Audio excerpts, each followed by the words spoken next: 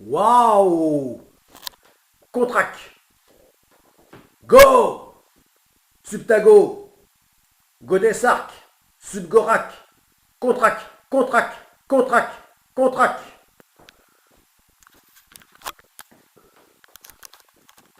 Voilà, donc là, je vais vous parler donc des navires. Voilà. Donc là, des navires de la Godesarc Compagnie. Voilà, mais sur un plan technique. Voilà, architecture navale et ingénierie. Voilà, mais là, je vais faire. Il y aura bien d'autres vidéos hein, qui vont revenir à ce sujet. Voilà. Donc là, je vais tâcher de faire vite, de me presser, euh, mais bon, c'est pas simple parce que le sujet est vaste. À tout point de vue dans cette affaire hein, de la Godesarc Compagnie et de ses premières et secondes phases. De ses premières et secondes phases. Voilà. Voilà. Bon, j'en ai déjà bien parlé avant et je continuerai à bien en parler euh, par la suite. Euh, voilà, mais là, c'est la première vidéo où j'en parle sur l'aspect technique. Donc, avec donc la configuration définitive donc de ces navires et donc de ces maquettes représentant donc toute première maquette hein, représentant, on peut dire maquette esquisse, hein, représentant les navires les tout premiers navires de Godesarc Compagnie. Voilà. Euh, alors c'est quand même assez compliqué. Bon, en même temps, il ne s'agit pas de réinventer donc l'énergie libre, hein, il ne s'agit pas de la physique quantique. Hein. Il n'y a rien de sorcier dans cette affaire, mais c'est vrai que c'est quand même par euh, par son aspect, sa nature, quand même révolutionnaire, euh, et bien donc de navire et hors norme de navigation, ça en fait quand même un projet euh, très complexe. Voilà, qui devra faire appel donc à énormément donc de compétences, euh, voilà, d'intelligence et de compétences. Euh, dans toutes sortes de domaines. Voilà. Euh, qui est quand même assez compliqué. Comme ici, enfin expliqué en tout cas. Voilà. Comme ici représenté Godesarc, le navire de la seconde phase, le grand navire, qui euh, sera long, hein, et long de 180 mètres, mais sera capable de se diviser donc en de multiples autres navires, ou de se recomposer en un seul grand, voire très grand. Voilà. Voilà. Donc au plus grand, eh bien, ce sera donc l'assemblage par l'extrémité des deux grands navires, donc de Godesarc et de son sister ship. Godesarc 3 et son sister ship. Voilà. Comme on peut le voir ici, ils seront assemblés comme ça. Voilà. Voilà, par l'extrémité. Je ne dis pas l'avant ni l'arrière, puisqu'il s'agit d'un navire amphidrome. Voilà. Mais à ce moment-là, il sera long de plus de 360 mètres. Voilà. Et donc, il s'agira d'un navire articulé. D'où tel un cardan, ce système d'articulation par l'extrémité eh bien, produira en plus de l'énergie houlomotrice. Voilà. Mais c'est un navire qui sera capable donc d'être plus petit que ces 180 mètres, donc on va dire à l'état dans son mode normal. Il pourra se réduire jusqu'à 90 mètres seulement de long sur 20 mètres de large, voilà, que l'on voit ici, avec une personne, hein, pour se donner l'image de l'échelle. Hein. Voilà. Voilà, 90 mètres ici de long. Pour 20 de large, au lieu donc, comme représenté là, donc de 180 sur 40 mètres de large. Voilà. Et là, en ce mode-là, eh bien, il s'agira vraiment d'un dracard géant du 21e siècle, géant et futuriste. Voilà.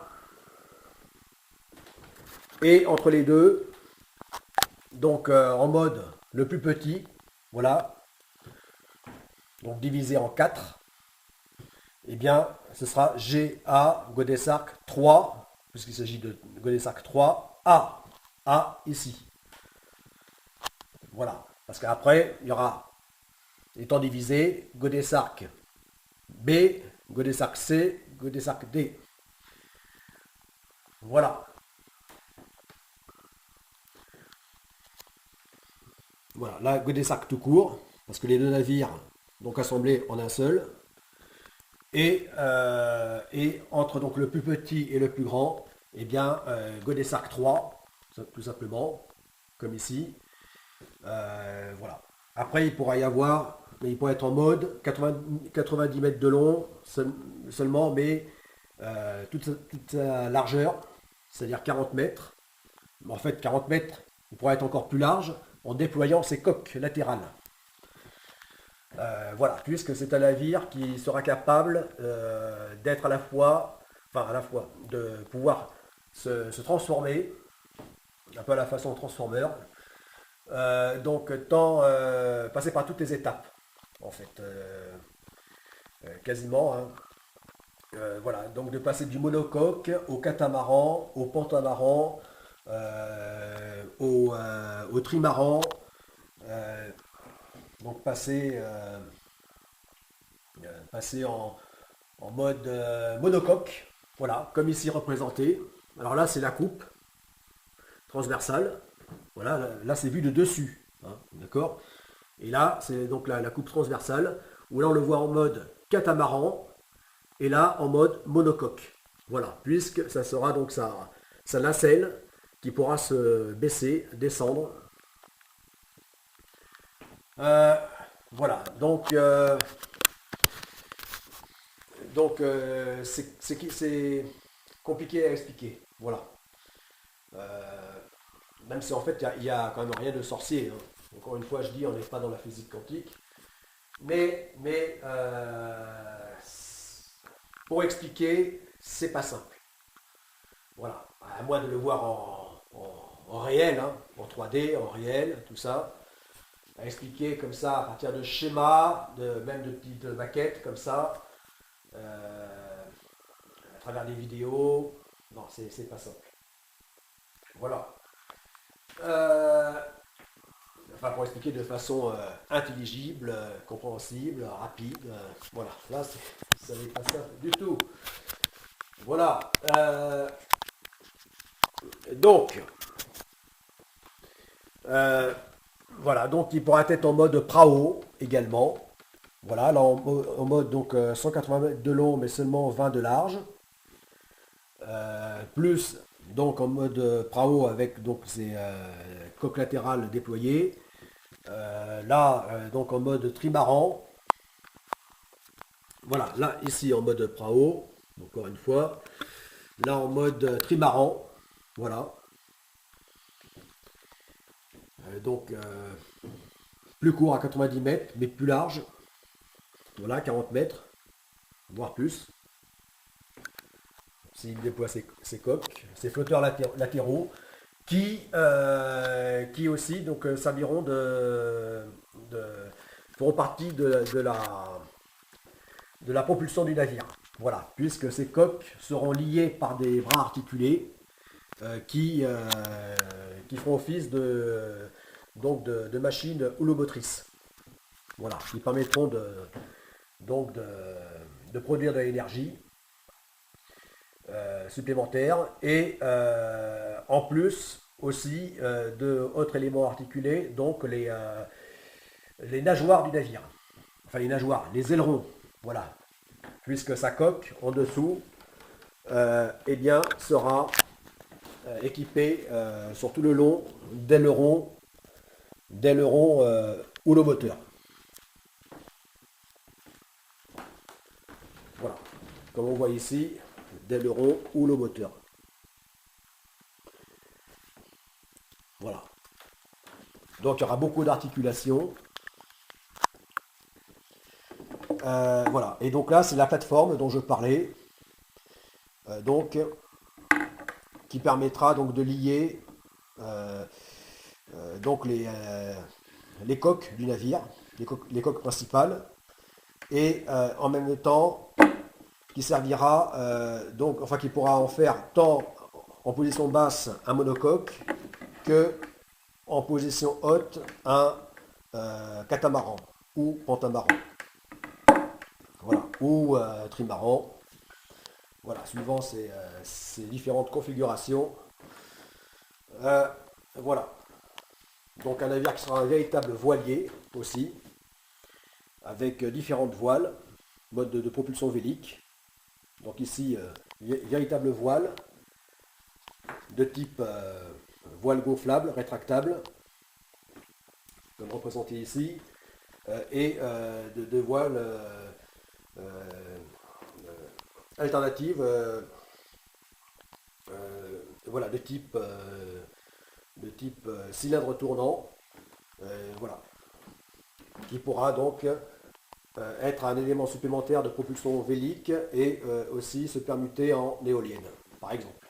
Voilà. En puissante éolienne, toujours pour fournir donc de l'énergie de bord, énergie électrique. Voilà.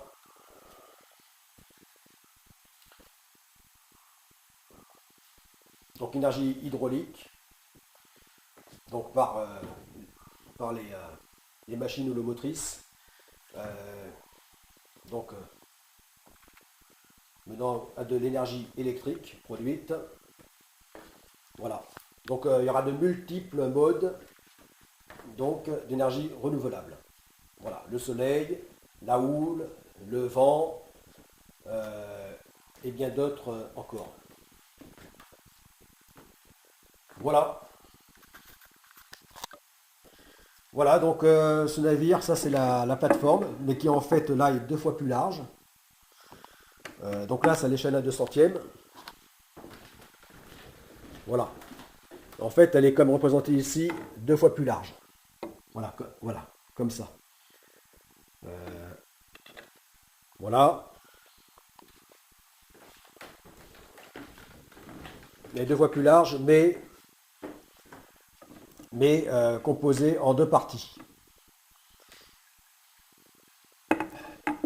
Voilà, en 2 parties. Voilà. Donc là, c'est la plateforme. Donc la nacelle, on pourrait dire aussi. Donc amovible. Voilà. Donc il pourra en faire de ce navire, oui, parce que ce navire pourra se diviser en 4 unités autonomes. Donc chacune, donc chaque partie, donc un navire distinct, que voici. Et la partie centrale, eh bien, composera donc 2 barges. Voilà, formera 2 barges. Donc qui correspondront, donc une ici et l'autre là. Voilà. Et donc le but de cet élément du navire, eh bien, sera de servir d'ascenseur également, et de radier.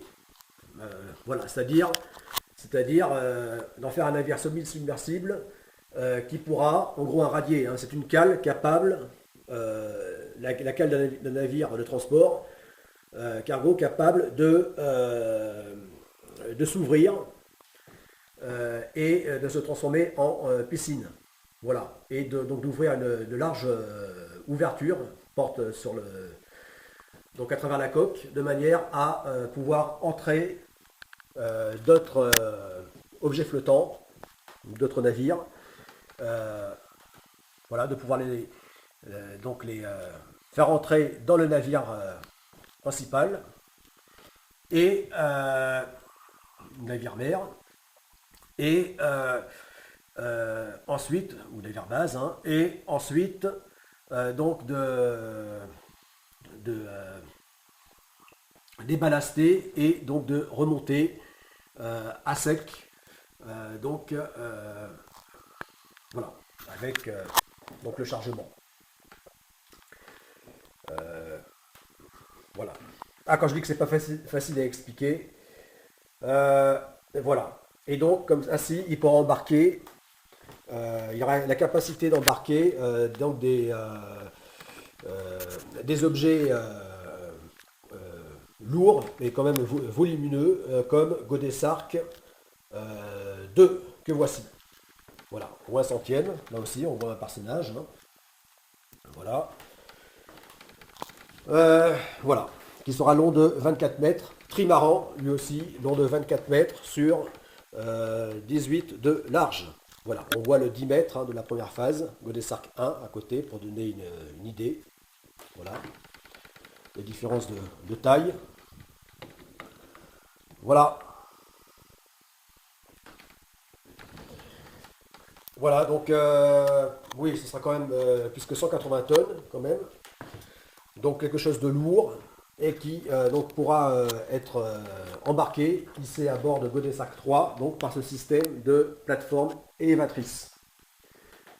Voilà. Et donc ainsi de se trouver dans le giron du Drakkar géant. Voilà. Donc là j'enlève donc la passerelle pyramidale qui fera office hein, de château où il y aura quelques endroits d'aménagement hein, de vie à bord et bien sûr la passerelle de navigation. Voilà. Et donc, eh bien, voilà, il pourra se trouver comme ça, Godesarc 2, le gros trimaran.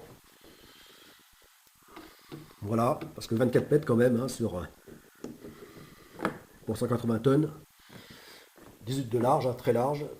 Donc pourra rentrer à l'intérieur de cette manière. Mais par le dessous, évidemment. Voilà, par la nacelle, on peut dire, hein, du catamaran. Donc, enfin en mode catamaran. Donc, quand elle descend, donc elle en fera un monocoque et descendra encore plus bas de manière à être complètement immergée et pouvoir faire rentrer, comme dans un radier, donc les unités, les navires, les embarcations, voilà, de cette manière, et qui seront hissés comme ça. Voilà. Voilà. Et là, on voit à l'échelle de 10 mètres, Godesarc 1. On voit un personnage là aussi, hein, c'est comme ça. Là, c'est au 1,4 centième. Là, c'est vraiment petit, au 1,4 centième. Voilà, on voit une idée de ce que c'est qu'un 10 mètres à côté d'un navire de 180 mètres. Voilà, de long. Voilà. Alors lui, il pourra, soit comme les objets lourds, qui eux ne pourront donc être embarqués que de cette manière, par la plateforme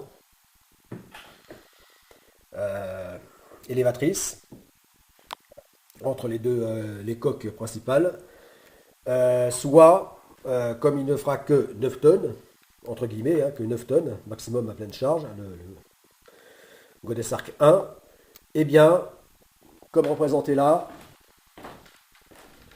comme représenté ici, hein, puisque là c'est au 1 200e. Voilà, c'est-à-dire que là c'est la même échelle qu'ici. Voilà. Eh bien, euh, eh bien, Godesarc 1,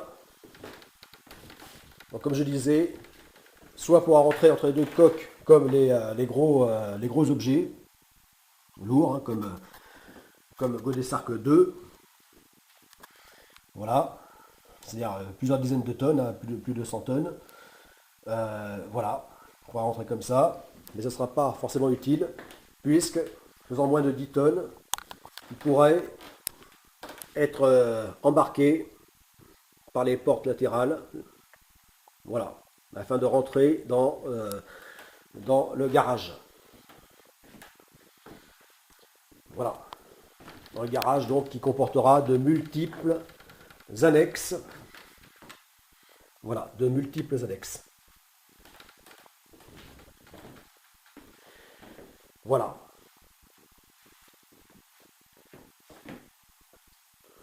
Et notamment tout ce qui permettra, comme les planches ici, planches donc de paddleboard, stand-up paddle, etc. Voilà, qui seront rangés donc dans ce hangar. Dans ces hangars, puisqu'il y en aura 4. Voilà. Voilà, donc tout ceci, et puis aussi toutes sortes d'autres engins d'exploration, d'expédition, voilà, tels que sous-marins, aéronefs, drones, roves, etc. Suivant le type de croisière, d'expédition et exploration effectuée. Voilà. Donc là, c'est au 1/20e. Ce schéma, je l'avais fait au 1/20e, donc à la même échelle que cette maquette. Voilà, hein, puisqu'on voit là le personnage qui est la même taille. Hein. Voilà, au 1/20e. Voilà, seulement là, la planche, elle fait quand même 6 mètres de long. Voilà. Or, je ne suis pas sûr du tout que ce soit nécessaire qu'elle soit si grande. Et même, ça peut être un handicap hein, pour pouvoir être efficace dans les grosses vagues océaniques. Voilà, puis dans les déferlantes, etc. Voilà, parce que les longues planches, c'est surtout pour la vitesse. Mais est-ce que c'est efficace voilà, dans les vagues difficiles, sur les plans d'eau agités? Voilà. Là, peut-être revenir donc aux planches comme celles que j'utilise actuellement pour la prépa. Voilà. Donc longue dans les 3 mètres. Voilà, seulement 3 mètres. Et là, qui sont vraiment les planches de sauvetage hein, qu'utilisent les maîtres nageurs, sauveteurs. Et donc, notamment dans le sport côtier, le sauvetage sportif côtier. Voilà. Sport entre autres que j'avais fait durant quelques années. Voilà.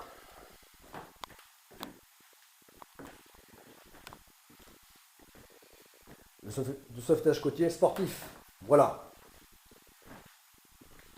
Et donc, bon, en tout cas, ce sera des planches qui, au plus petit, feront, donc, mettons, dans les 3 mètres à 5 mètres. Mais pas 6 mètres comme représenté ici. Voilà. En tout cas, moi, je ne pense pas. Et en tout cas, la personne là est bien à l'échelle hein, aussi, le personnage, un homme. Donc, à l'échelle du 1/20e, comme ici. Voilà. Et là que je représente donc en train de faire du paddleboard en position accroupie. Mais il y a moyen aussi de se mettre en position allongée. Enfin, ça, vous pouvez le voir, hein, pour comprendre, hein, dans